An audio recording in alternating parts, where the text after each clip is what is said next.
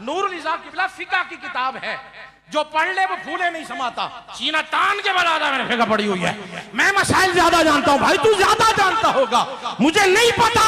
तूने तहारत के मसले सीखे हैं, वो तहारत के मसले जानने से सिर्फ जिस्म पाक होता है, अहले बैत का जिक्र करने से दिल पाक होते हैं।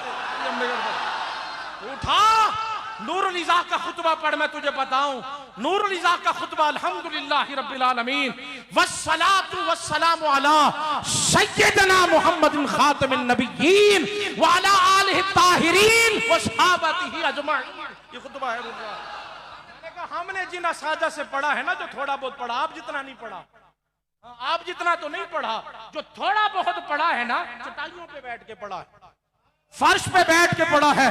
हमारे उस्ताद ने चंद लम्हे में खुतबा नहीं पढ़ाया था, इसी पे 2-3 दिन दल लग गए थे। कहा बेटा ये पूरा निशाब है, तमाम तारीफें अल्लाह के लिए, सारे जहानों का पालने वाला है।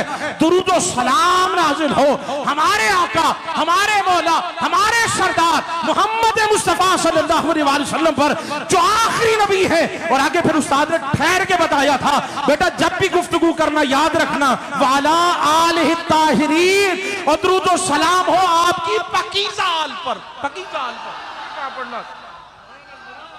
ये किसने पढ़ना था?